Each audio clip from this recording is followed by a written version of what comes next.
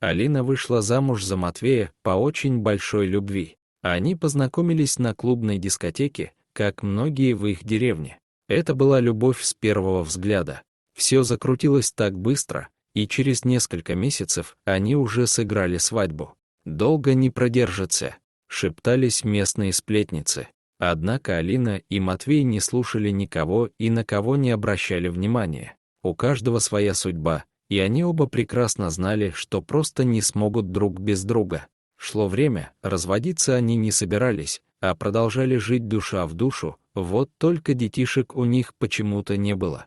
Все грустнее ходила Алина, все чаще плакала по ночам, прижимая к себе куклу, которую укачивала в детстве, мечтая о большой семье и детях. Проведя очередную ночь в слезах, Алина уговорила Матвея поехать в городскую клинику, провериться. Мужчина согласился. Он был на все готов, ради своей любимой. Обследование показало, что у Алины никогда не может быть детей, и даже дорогостоящая процедура искусственного оплодотворения ей не поможет. Да и где ее сделать? Это надо в столицу ехать. Если они продадут свой дом, и их родители продадут свои дома, им все равно не хватит денег оплатить процедуру. К тому же врачи сказали, что не поможет. Вернулись они в свою деревню. Вроде все как обычно. Однако поселилась у них в доме тревога. Какое-то предчувствие странное. Посоветовали Алине обратиться к старой знахарке, которая жила в соседнем селе. Может, она что посоветует. Пошла Алина через лес в соседнее село. Знахарка посмотрела на нее, пощупала везде, головой покачала и сказала какие-то странные слова. «Тебе, девочка, придется 2 раза по 2 принять, а потом еще 2 отдать. Только после этого Бог даст тебе детей. Такова твоя судьба». Ничего тогда Алина не ответила. Подумала, что старуха с ума сошла. Почему просто не сказать, что делать? Какие 2 по 2? Что принять? Что отдать? У Алины была одноклассница. Одна из немногих, кто остался, как и Алина, после школы в деревне. Остальные разъехались кто куда. Имя у одноклассницы было красивое — Анжелика. И она сама была красивая, что все мужики заглядывались. Вот только поведение у Анжелики было не таким красивым. С кем только не гуляла, и с местными, и с чужими, и с дальнобойщиками всякими. В Москву уезжала за новой жизнью. Да вот только откуда ей взяться при старых мозгах? Ну, не могла Анжелика жить по-другому. С Москвы приехала беременная, вскоре родила двойню. Люди думали, что вот теперь остепенится, но нет. Мальчик и девочка хорошенькие такие, а матери дела до них нет, болтаются по своим делам. И вот, вскоре снова люди увидели Анжелику беременной. Соседи были в ужасе, а Анжелика просто посмеивалась. Однажды отправилась Алина в лес, хотела набрать шишек еловых, чтобы украсить дом к Новому году. Вдруг, слышит, плачет кто-то, вроде ребенок маленький. Женщина обомлела, лес, зима, а плач, как у грудного младенца. Ветки раздвинула и ахнула, на полянке корзинка, а возле нее сидит волчица, словно охраняет или сторожит. Алина не побоялась, подошла ближе. Волчица принюхалась, но не напала. Смотрит женщина, а в корзинке 2 младенцев, рыженькие такие, как Анжелика. Схватила Алина ребятишек, а они замерзли уже.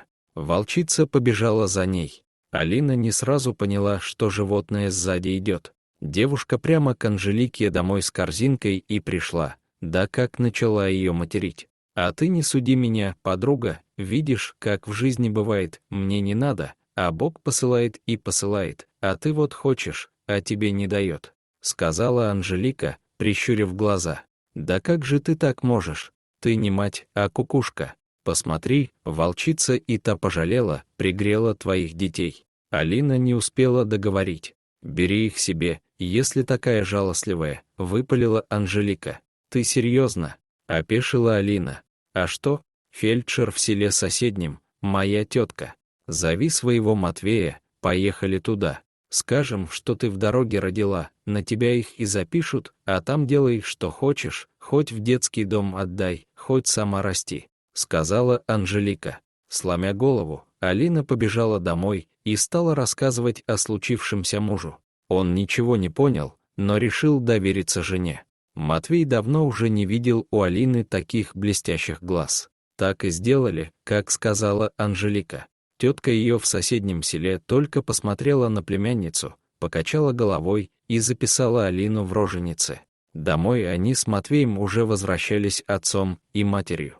Каково же было их удивление, когда на пороге дома их встретила волчица, которая шла за Алиной от самого леса.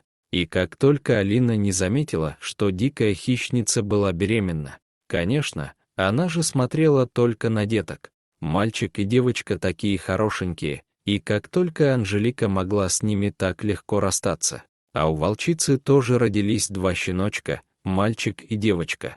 Алина уговорила Матвея пустить серую маму на веранду. Непонятно, почему она увязалась за ней из леса.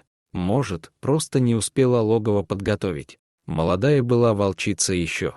И вот стали они жить. Дома Алина с детьми, а на веранде волчица с волчатами. Две молодые матери. Многие в деревне догадывались, откуда у Алины дети взялись и куда у Анжелики пузо делось. Догадывались, но помалкивали. Главное, что дети попали в надежные руки. А то, что Анжелика их сначала в лес отнесла, обе девушки решили никому никогда не рассказывать. Шло время. Дети росли, и волчата тоже.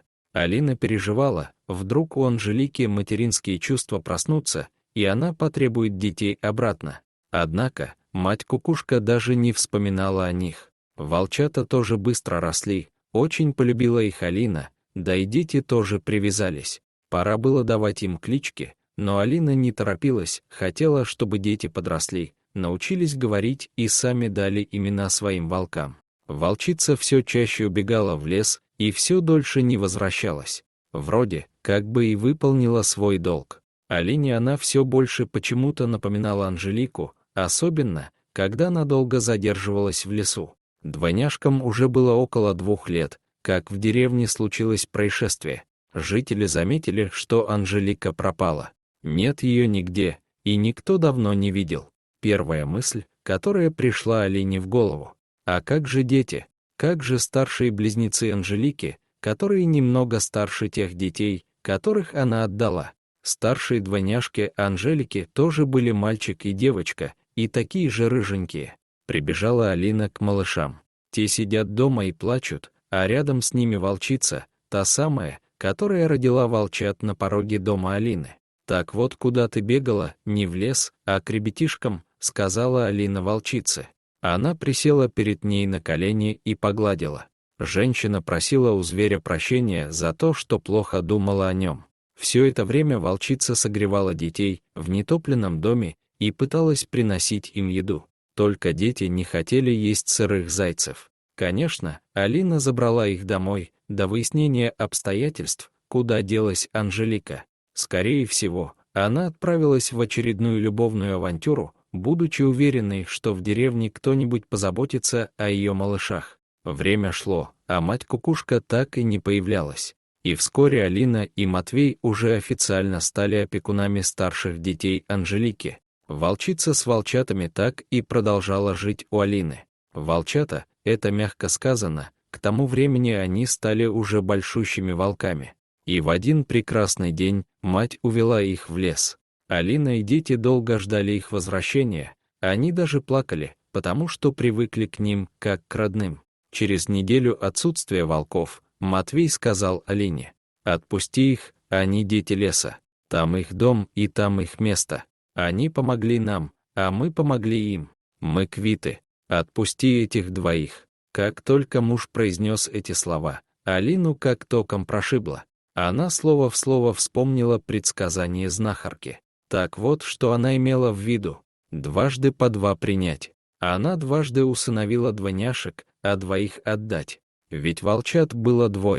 Она их вырастила, и она должна была отпустить их в лес. Через несколько дней Алина почувствовала себя как-то плохо, решила, что эта усталость навалилась. Однако лучше не стало. Матвей настоял на поездке в больницу. Там выяснилось, что Алина беременна.